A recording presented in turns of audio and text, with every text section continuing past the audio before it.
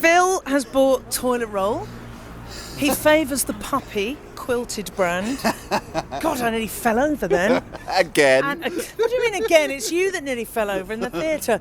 And we're walking up the steps. Oh, so unfair. It does get more difficult as you get older, doesn't it? It's such a task. Okay, and it reminds me of something that happened here many years ago. Is this a ghost story? No. It involves a sausage.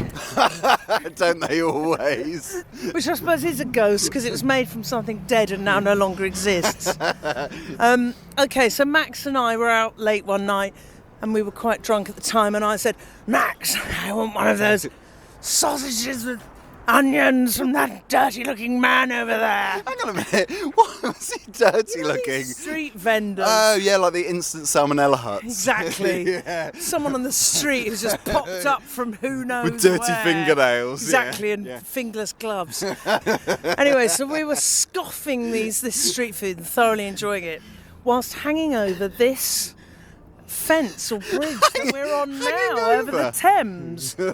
Which is where we are now. Yeah. We should be taking pictures as well so people can get the image. So anyway, I was eating this aforementioned snack and a big load of mustard squirted out of it down my pink coat and over the railing and onto a man below. Oh no. Who looked up and then shot round and ran up onto the bridge to confront us. And as I've said, I was standing there with sort of mustard all over my face and down my coat. Dead giveaway, wasn't it? And Max is always better at thinking on his feet in situations of crisis. And this man came up and he went, Did you just drop something over there? Have you been eating? And I went to say something. And before I could get the words out, Max said, we haven't eaten anything. And he looked at me, and I'm just standing there thinking, don't say anything, you'll ruin it. Me, covered in mustard, and Max, and back to Max, he was like, right. You're sure then? Okay then. Right. Oh my God. And off he went. How gullible is he? With mustard around your chops. What was he gonna do? So it was right here, and was he on the boat underneath? No, I suppose must have been on that bit where the road. Must have been over there. French mustard have been over there. Somewhere, Annie. It was on That's a good bridge story. Anyway. I'm sorry, you got to stand to my right. Anyway, and I'm sorry, but if you're listening, everything I've just said is a lie. Yeah. He's coming to get you. And he hadn't wiped it off.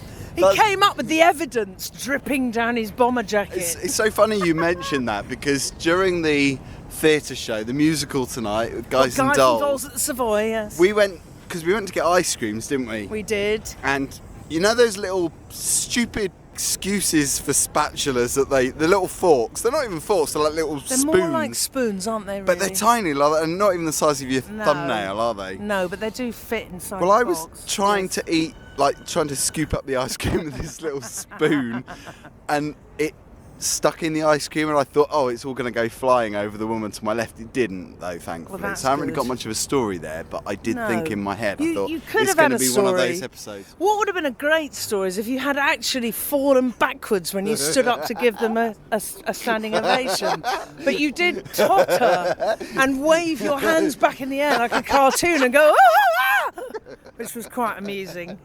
I grabbed. If it wasn't for you, if you weren't there, I would have come back because I grabbed hold of your earther. Oof. Well, my earthers are made of strong stuff, luckily. But it always happens to me when I went to the Years and Years album launch. The same happened there, where You grabbed a woman's tits because you fell over. I grabbed a woman's arse because I fell behind her. Do you try and take a woman out with you just so you can grab her protuberances when you inevitably fall over? But look, Phil, here we are at St Paul's, the Oxo Tower, the Shard. Do you know the Oxo Tower was built at a time when advertising on the Thames wasn't allowed, and they got around it? Sorry, can you say that again? Don't you understand?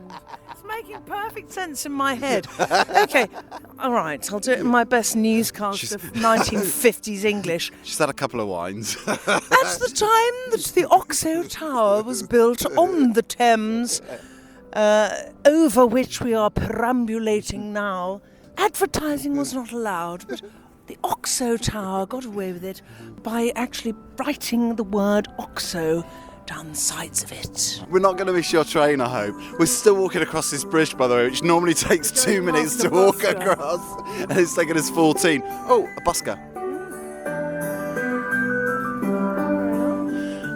I'm going to give some money. He says he's got a sign up saying his CD is £5, but it doesn't say it's his CD, it just says CD, £5. I wonder if he's got a range. I'm giving £1. Are you? Yeah.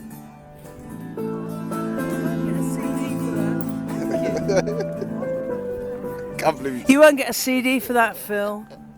You might be able to share one with 4 other people. That was my good deed for the day. I don't normally do it, it's just for the podcast. Yeah, well, I'm winning. I went to have an hour-long rant at a care home, and then sat in a speech therapy session with my mum and stuck up for her. You did? So I think my halo should be well and truly shining tonight, Phil. Well, it's not even the end of January yet, you're doing well. Oh, God, I know. Do you realise, Phil, that on Saturday I will have 2 teenage children? This just isn't funny anymore, Bloody is it? hell, it's got a bit dark, hasn't it? It's got a bit deep. It's all a bit serious and boring. But I will, they'll be 13 and 15. I remember when you came to the studios at a certain radio station and they were like nippers, they were ankle biters. I know. Spawn of the Diva and Sprog of the Diva. They were, yeah. That was a good day. We're reminiscing again. We're getting deep and dark again. But I like those photos of us the first time we met when I came down to that radio station. That one. The one that finished. Bimbo Jones. And we Yes. had tea. We did, in proper white teacups. Teacups and saucers. And when was that? 2007. 7. Wow. Can you believe that? It's 9 8 years. Oh, Christ, I know. 9 years. I've nearly known you for a decade, Marriott. I think that's really scary because that, for me, feels like a What, couple of you've years known me ago. for that long? Yeah, that's scary. You've lasted longer than a lot of people. Really? I've got stamina. Staying power. So we're going to sign off now because we have to we try and get down these steps somehow. That's true. Yeah, you'll need both hands free to cling onto the railings.